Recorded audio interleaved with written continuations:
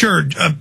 John, I agree with you on that front, and I believe you're coming at this from a good perspective, that you're a good guy, that you have changed your ways. I just think it's also important to realize that just trying to do the right thing isn't enough. We have to make sure we're not part of the fake corporate clone or counterfeit where they try to get control of our grassroots movements and then say use environmental laws to take farms and ranches or restrict people. Take Austin. I've watched them with smart growth take farms and ranches, not let people build on it. And then 10 years later, they build shopping malls on it and skyscrapers. So I also see the environmental movement run by the big banks, by the very economic pirate ships, these corporations bigger than most governments.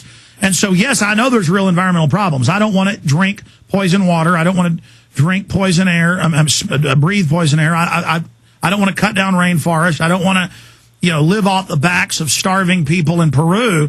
But at the same time, it's a big job to navigate this and try to figure out what's real and what isn't, and how do you not get co-opted. And because it sounds great to take Ecuador and say they have a constitution saying that they're going to give trees and animals rights, but then I always see that by the neo-eugenicist as their pretext to say the world government's going to vote for you because it's voting for the cockroaches and the dolphins, and they outvote humanity. So I'm just saying this is a minefield because these global corporations are in power because they are so slick.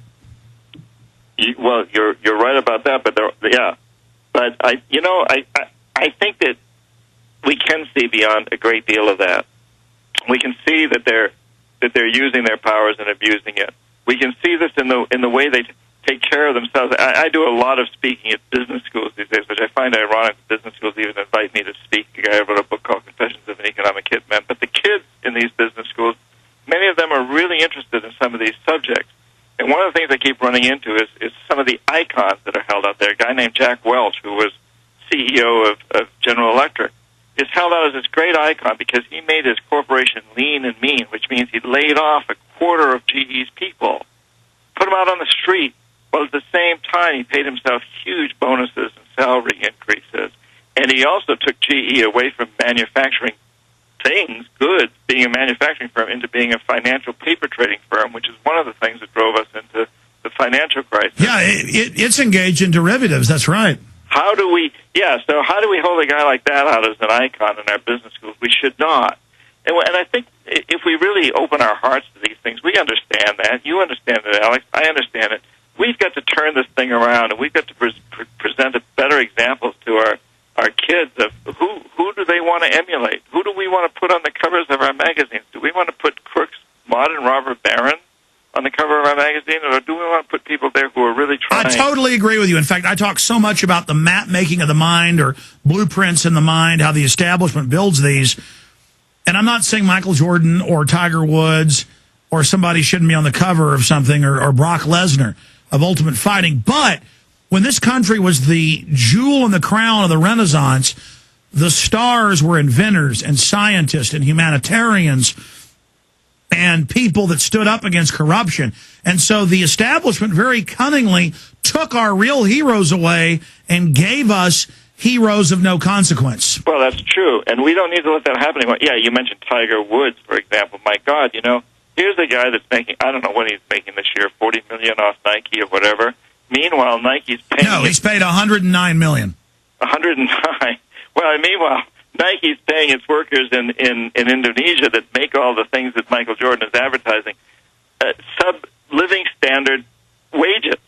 These people are living almost like slaves, and that's well documented. Yeah. So, why doesn't Tiger Woods, if he wants to be our hero, he doesn't need to hit any more golf balls. What he needs to do is say, listen, I'm not going to let Nike get away with this anymore. I'm going to speak out, or I'm going to advertise some other company, and I'll do it for free. Some company that's paying their that would revolutionize the world. But see, Tiger Woods, the only reason I know about this is I've looked into him and I heard the number on the radio, on Fox News Radio. They announced his $100+ million contract, and that's just Nike, not counting this watch and that shirt. And I guess all of us have to not buy it while they do that. But Tiger Woods has been interviewed how he isn't involved in any politics, in any policies, in any charities, really, except for some charity for college dealing with golf.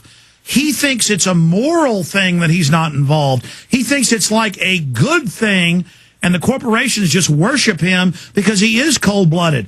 And I can't imagine having $100 million a year based on people dying of diseases in sweatshops in these horrible malaria-infested camps and maquiladoras. I mean, and I'm not some goody two-shoe. I mean, I'm a pretty hard-nosed guy, but yeah, Tiger Woods could become a mega icon. His life would have real value. Instead, it's this hollow crap of hitting a golf ball. You're absolutely right, John. It's sickening. Well, yeah, and then ultimately, you know, who buys the magazines?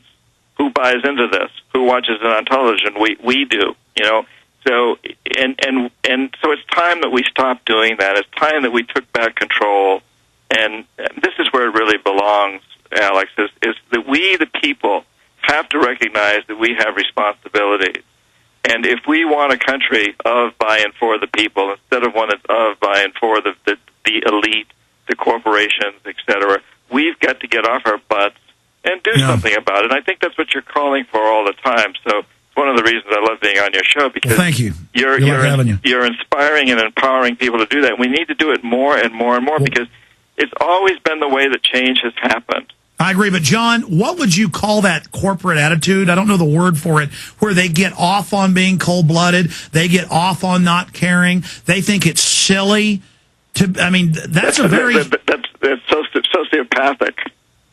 Yeah, sociopathic. And you know, I think that at the top of a number of our corporations, we do have sociopaths, people who have basically no conscience, that don't care about what harm they bring to others. I think Jack Welch was a person like that, and I think Phil Knight at Nike is. But throughout the rest of the corporation, most of the other managers and people are not, and those are the ones we need to get to. Well, absolutely. But I mean, also we destroy our own world, not just environmentally, but culturally.